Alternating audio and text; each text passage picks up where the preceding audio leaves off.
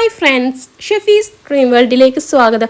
വളരെ ടേസ്റ്റി ആയിട്ടുള്ള ബ്രേക്ക്ഫാസ്റ്റ് ആയിട്ടോ ഈവനിങ് സ്നാക്സ് ആയിട്ടോ ഒക്കെ കഴിക്കാൻ പറ്റിയ കിഡിലെ സ്നാക്സിൻ്റെ റെസിപ്പി ആട്ടോ. നമുക്കിത് കഴിക്കാനായിട്ട് കറിയൊന്നും വേണ്ട കേട്ടോ. ഇതുപോലെ കഴിക്കാനും നല്ല ടേസ്റ്റ് ആട്ടോ. ഇനി നമുക്കിതിൻ്റെ കൂടെ ചട്നിയോ അല്ലെങ്കിൽ നമുക്ക് സോസ് വെച്ചിട്ടൊക്കെ കഴിക്കട്ടോ. പുതിന ചട്നിയോ കൂട്ടി കഴിക്കാൻ നല്ല ടേസ്റ്റ് ആയിരിക്കും. അപ്പോൾ നമുക്കിത് എങ്ങനെ തയ്യാറാക്കുന്നത് നോക്കിയാലോ. ഇനി നമുക്കിതിലേക്ക് കുറച്ച് വെജിറ്റബിൾസ് വേണം. ആദ്യമായിട്ട് ഞാൻ എടുത്തിട്ടുള്ളത് ഒരു വലിയ ഉള്ളിയാണ്. ഇതൊന്ന് നൈസായിട്ട് കട്ട് ചെയ്തെടുക്കാം.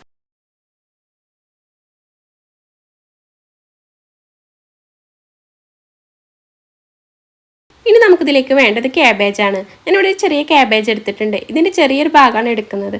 എന്നിട്ട് നമുക്കിതൊന്ന് ചെറുതായിട്ട് നൈസായിട്ട് കട്ട് ചെയ്തെടുക്കാം.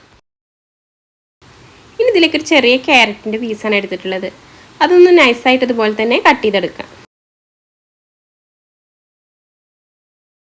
ഇനി നമുക്കിതിലേക്ക് എരിവിന് ആവശ്യമായ മുളക് ചേർത്ത് കൊടുക്കാം. ഞാനിവിടെ ഒരു പച്ചമുളകാണ് എടുത്തിട്ടുള്ളത്. നിങ്ങൾ എരിവിനനുസരിച്ച് ചേർത്ത് കേട്ടോ. ഇനി നമുക്കിതിലേക്ക് എടുക്കാനുള്ളത് ഒരു 6 അല്ലി വെളുത്തുള്ളിയും അതുപോലെ ഒരു ചെറിയ പീസ് ഇഞ്ചിയും കൂടി കത്തി വെച്ചിട്ട് തന്നെ ഒന്ന് ചോപ്പ് ചെയ്തെടുക്കുന്നുണ്ട് കേട്ടോ. ഇനി നമുക്കിതിലേക്ക് ഒരു 2 തണ്ട് മല്ലിയില കൂടി ഒന്ന് ചെറുതായിട്ട് കട്ട് ചെയ്തെടുക്കാം. നമുക്ക് ഇത്രയും പച്ചക്കറികളാണ് ഇതിലേക്ക് വേണ്ടത് കേട്ടോ. ഒരു പിടി മല്ലിയില എടുത്തിട്ടുണ്ട്, ചെറുതായിട്ട് കട്ട് ചെയ്തെടുത്തിട്ടുണ്ട്. ഇഞ്ചി വെളുത്തുള്ളി പച്ചമുളകൊന്നും ചോപ്പ് ചെയ്തെടുത്തത്, പിന്നെ ചെറിയ പീസ് ക്യാരറ്റ്, പിന്നെ കുറച്ച് ക്യാബേജ്, അതുപോലെ ഒരു വലിയ ഉള്ളിയാണ് എടുത്തിട്ടുള്ളത് കേട്ടോ. ഇനി നമുക്കിതൊരു പാത്രത്തിലേക്ക് മാറ്റാം കേട്ടോ.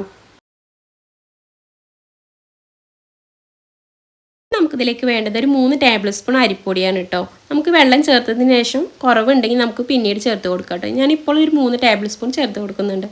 ഇതേ അളവിൽ തന്നെ ഒരു 3 ടേബിൾ സ്പൂൺ കടലമാവും കൂടി വേണം കേട്ടോ. ഇതിലേക്ക് അതും കൂടി ചേർത്ത് കൊടുക്കാം. ഇനി നമുക്കിതിലേക്ക് ആവശ്യത്തിനുള്ള ഉപ്പ് ചേർത്ത് കൊടുക്കാം. എന്നിട്ട് നമുക്കിതിലേക്ക് വെള്ളം ഒഴിച്ചിട്ടൊന്ന് മിക്സ് ചെയ്തെടുക്കാം. ഒരുപാട് അങ്ങ് ഒഴിക്കണ്ട കേട്ടോ. കുറച്ചായിട്ട് ഒഴിച്ചിട്ട് നമുക്കിതൊന്ന് മിക്സ് ചെയ്തെടുക്കാം. ഇതിവിടെ മിക്സ് ചെയ്തെടുത്തിട്ടുണ്ട് കേട്ടോ. നമ്മളിതിലേക്ക് ചേർക്കുന്ന വെജിറ്റബിൾസിനനുസരിച്ചായിരിക്കും നമ്മളിതിലേക്ക് അരിപ്പൊടി ചേർക്കേണ്ടത് കേട്ടോ. അതുകൊണ്ട് തന്നെ ഇതിലേക്ക് ഇനി 2 ടേബിൾ സ്പൂൺ അരിപ്പൊടി കൂടി ചേർക്കുന്നുണ്ട് കേട്ടോ. ഇനി ഇതിലേക്ക് ഒരു 1/2 ടീസ്പൂൺ മുളക് പൊടി ചേർത്ത് കൊടുക്കുന്നുണ്ട്.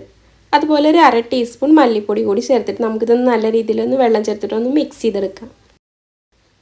ഇതുപോലെ നല്ല രീതിയിൽ മിക്സ് ചെയ്തെടുത്തിട്ടുണ്ട് കേട്ടോ. ഈ രീതിയിലാണ് നമുക്ക് മാവ് വേണ്ടത് കേട്ടോ. നമുക്ക് അപ്പം ചുട്ടെടുക്കാൻ ഒന്ന് പരത്തിയെടുക്കാൻ പറ്റുന്ന, ഒരുപാട് അങ്ങ് ലൂസ് ആവാതെ നമുക്ക് തവി വെച്ചിട്ടൊന്ന് പരത്തിയെടുക്കാൻ പറ്റുന്ന രൂപത്തിലാണ് നമ്മൾ മാവ് തയ്യാറാക്കേണ്ടത്. അപ്പോൾ ഇതിവിടെ റെഡി ആയിട്ടുണ്ട്.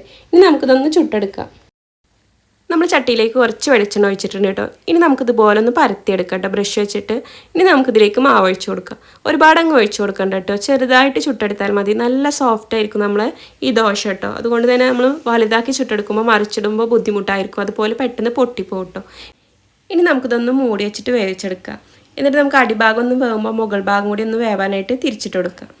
അപ്പോൾ ഇത് അടിഭാഗം ഒന്ന് വെന്തിട്ടുണ്ട് കേട്ടോ. ഇനി നമുക്കിതൊന്ന് മറിച്ചിടാം. അതിൻ്റെ മുന്നായിട്ട് നമ്മളിതിൻ്റെ മുകളിലായിട്ട് കുറച്ച് മല്ലിയില അതുപോലെ ഒന്ന് ഇട്ട് കൊടുക്കുന്നുണ്ട് കേട്ടോ. അതുപോലെ നിങ്ങളുടെ കയ്യിൽ ഉണക്കമുളക് പൊടിച്ചതുണ്ടെങ്കിൽ അതുപോലെ ഇന്ന് ഇട്ട് കൊടുത്താൽ ഒരു ഭംഗി ഉണ്ടാവും. അതുപോലെ നല്ലൊരു ടേസ്റ്റും കിട്ടും കേട്ടോ. അപ്പോൾ എൻ്റെ കയ്യിൽ തീർന്നതുകൊണ്ട് ഇട്ട് കൊടുത്തിട്ടില്ല. ഇനി നമുക്കിതൊന്ന് മറിച്ചിടാം.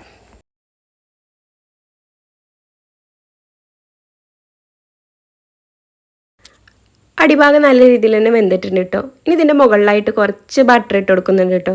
അത് നിർബന്ധമല്ല കേട്ടോ, വേണമെങ്കിൽ ഇട്ട് കൊടുത്താൽ മതി. നല്ലൊരു ഫ്ലേവർ ഇട്ടാൻ വേണ്ടിയിട്ടാണ്. എന്നിട്ട് നമുക്കിതൊന്നും കൂടി അടിഭാഗം വേവുന്നവരെ ഒന്ന് അടച്ച് വെച്ചിട്ടൊന്ന് വേവിച്ചെടുക്കാം. അപ്പോൾ ഇതിവിടെ റെഡി ആയിട്ടുണ്ട്. ഇനി നമുക്ക് എല്ലാതും ഇതുപോലെ ഒന്ന് ചുട്ടെടുക്കാം. അങ്ങനെ നമ്മൾ ടേസ്റ്റി ആയിട്ടുള്ള സ്നാക്സ് ഇവിടെ റെഡി ആയിട്ടുണ്ട് കേട്ടോ. നമുക്കിത് ബ്രേക്ക്ഫാസ്റ്റ് ആയിട്ടും ഈവനിങ് സ്നാക്സ് ആയിട്ടൊക്കെ കഴിക്കാൻ പറ്റും കേട്ടോ. അതുപോലെ നല്ല ടേസ്റ്റിയാണ്, നല്ല സോഫ്റ്റാണ് കേട്ടോ. നമുക്കിതിൻ്റെ കൂടെ കഴിക്കാൻ കറിയൊന്നും വേണ്ട. ഇതുപോലെ കഴിക്കാൻ തന്നെ നല്ല ടേസ്റ്റാണ്. അതുപോലെ സോസിൻ്റെ കൂടെയും ചട്നിയുടെ കൂടെയൊക്കെ കഴിക്കാം കേട്ടോ. അപ്പോൾ ഇത്രയേ ഉള്ളൂ ഇന്നത്തെ വീഡിയോ. കണ്ടിട്ട് ഇഷ്ടപ്പെടുകയാണെങ്കിൽ ഒന്ന് ലൈക്കും ഷെയറും കൂടെ സബ്സ്ക്രൈബും ചെയ്യണേ.